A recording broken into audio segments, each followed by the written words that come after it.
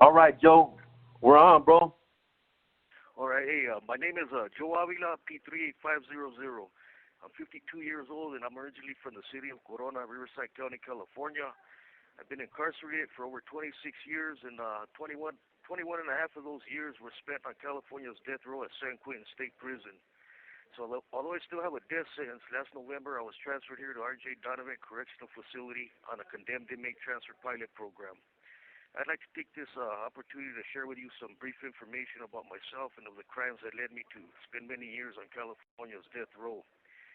Like most Mexican American men, I was raised in a dysfunctional home which consisted of drug addiction, alcoholism, physical and verbal abuse, and gangs.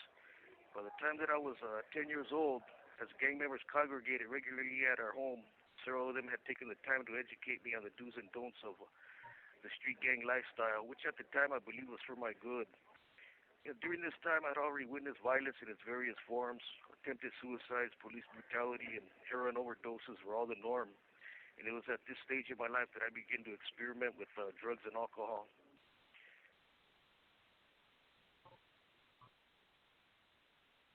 With the dysfunction and chaos that surrounded me, I gradually began to rebel against all authority, and the beatings that I received, from my mom and stepdad only caused me to despise them even more.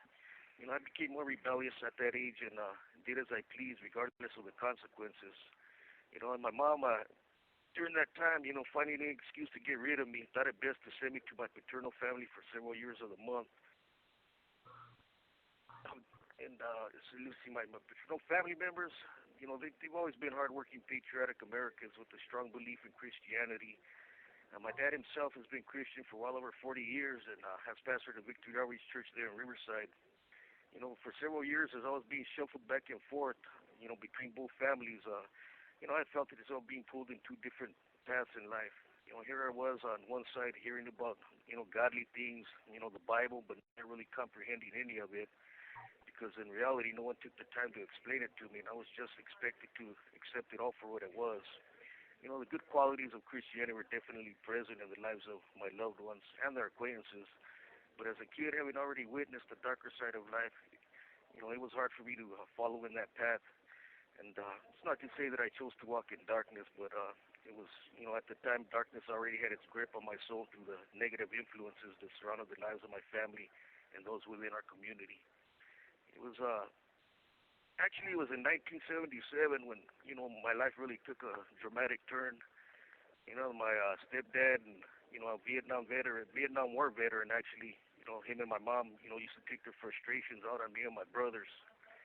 And that's when all the abuse really started. In 1977, I was 8 years old. My older brother was 10 at the time. My younger brother was 5. And since then, our family's been through a lot of tragic events. We experienced a lot of negativity in our lives. But it wasn't until the following year, the beating started in 77. The following year, I stood by and watched an uncle of mine die of a drug overdose. I was 9 years old. And every year after that, it's been, some tragic event after another in our lives. But it wasn't really till I was 10 years old that I started, seeing a lot of stuff and experiencing the more abuse actually. And, that's when I started to drink actually and do drugs. My mom and stepdad used to have some wild parties, and at that age, 10 years old, I was taught to make mixed drinks and, basically cater to everybody's, drinking habits. But yeah, I remember one night, as everybody was getting drunk, getting high and stuff, and I went around, offering people drinks. People kept telling me, all right, we're cool for right now. So with the smoke in hand and a shot of Jack Daniels, I went out to the back porch and had myself a little drink myself. And it was then, some of the homies, thought it was funny, when they see me back there drinking. They were on the side, the driveway to the garage smoking some angel dust and, offered me a hit. But I declined, it wasn't my thing at the time, but, I was enjoying my drink and my smoke. And that's about the time I really started partying, doing drugs and, getting high and all that stuff. But it was 1983 when I officially became a street gang member. I was 13 years old, a quiet and peaceful kid who wanted nothing more than to just party and have a good time. Yeah, but, the teachings that I received, in my earlier years taught me that, there's a responsibility with wearing gang colors. Everyone has a role to play in some form or fashion, and sometimes, we had to get our hands dirty, even when we prefer not to. But coming from a culture of machismo, I learned to mask my fears and put on a brave face and carry on like a loyal street soldier as I was taught. Just, apart from being taught about, gang etiquette, my mom and stepdad, had instilled within me, a good work ethic and self-discipline. Back in '77 when I was 8, she had taught me and my brothers to be, independent. And she taught us with a heavy hand. She didn't talk kindly to us. She barged into our room one day, a Saturday morning, 6 o'clock, and told us to get our asses up. If we're gonna learn to fend for ourselves, 'cause she wasn't gonna be around to do it for us. So she and my stepdad, started off the day, teaching us how to make our beds military style. We had to redo them until we got it right. And that whole day, we learned how to do everything: wash clothes, clean house, hem and stitch our own clothes, iron, cook, and all that. And from that day forward, my mom taught us just to do for ourselves and not to rely on anybody. So there were some good values in what they taught us. It's just their method of teaching. This call and your telephone number will be monitored and recorded. Their method of teaching us was with the heavy hand. But throughout the years, as in '83 when I hit the streets and became a gang member, respect and loyalty were attributes that I held strongly to. And although I was a youngster, I still had a lot to learn. But I would eventually earn people's respect and rise in the ranks of the gang that I was in. By giving 100% of myself to a cause which I was manipulated into believing in. But I learned the hard way like most people, and it took me a lot of years. And my eyes opened up mainly because there I was sitting in a cell on death row years later. But that very year that I became a dedicated gang member, my mom had been selling heroin from our home, and she, like the old saying goes, don't get high on your own supply. But there she went ahead and picked up a habit. And little by little, she was falling into debt. And one day somebody offered her a good deal for some LSD for a couple bags of heroin. She accepted, and she put me out on the streets to sell some hits of acid. And within half hour, I had $500 in my pocket. It was the easiest money I had ever made. But going back home that night, it was all taken from me but a measly $20. But it wouldn't be, till years later that, when I was about 15 that I started selling drugs and, making my own money and doing things for myself. But, yeah, it was during, let me see, about '83, during that year later on, we experienced our first drug raid at our house.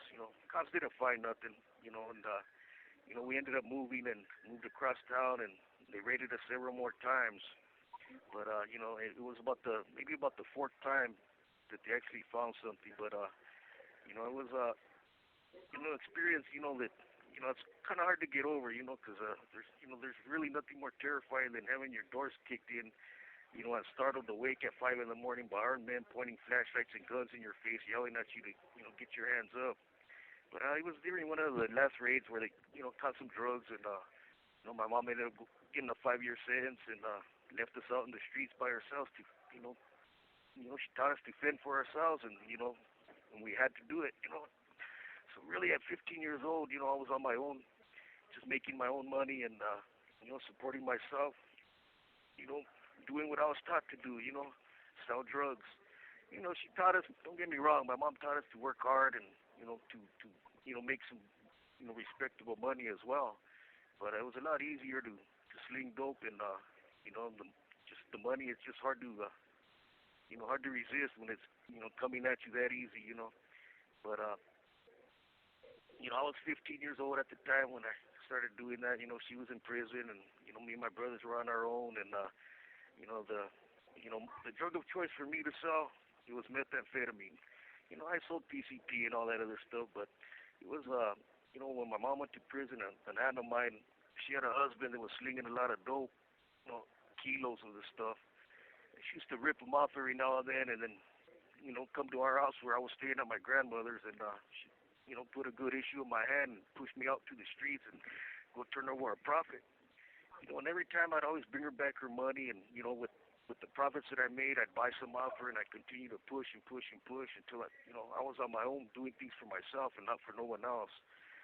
But for all the years that I was out there, from when I first started selling dope from the age of 13 all the way to 21 when I caught my case, I had been pushing dope and I was also working as well. I had a legitimate job. And years later, after I got tired and wanted to settle down, leave all that gang banging behind, I put myself through trade school and I had a part-time job right there in the financial aid. And, it was a 6 month course and, I graduated and all that. And, I was taking care of my son and my girlfriend at the time. She was a little older than me, had 3 kids of her own. I was taking care of them as well.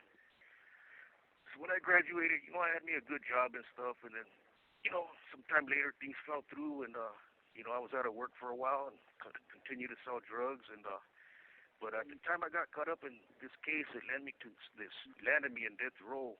I was actually getting my life together. I was tired of all that gang bang crap.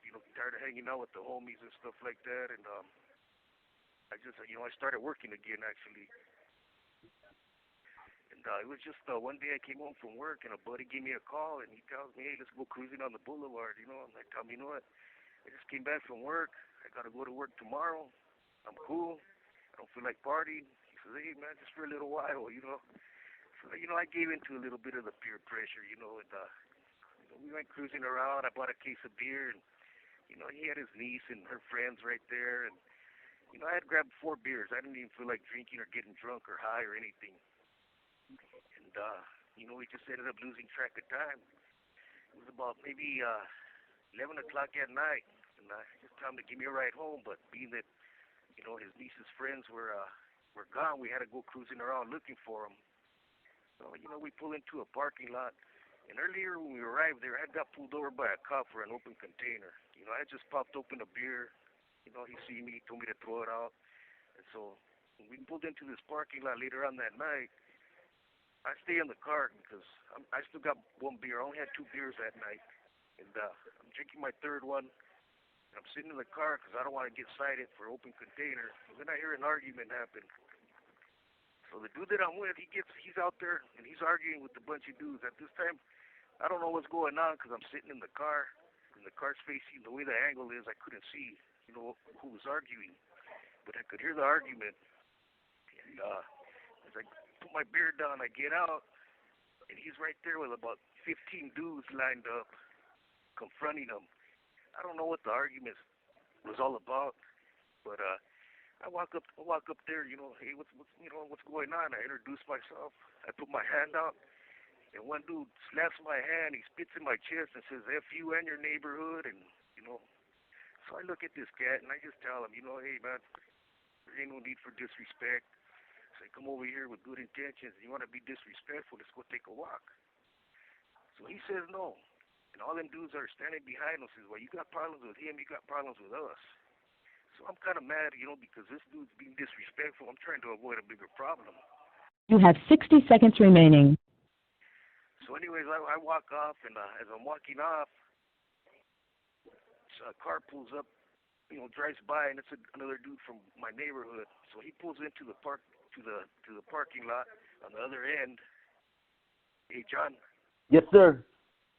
I'm gonna have to. His phone's gonna shut off. Somebody's next after me. I'm gonna have to call you another night call out to finish this. Is that cool? Okay, yeah. Whenever you get the chance, Joe, I'm sure they're gonna want to hear it, homie. I appreciate the call, brother.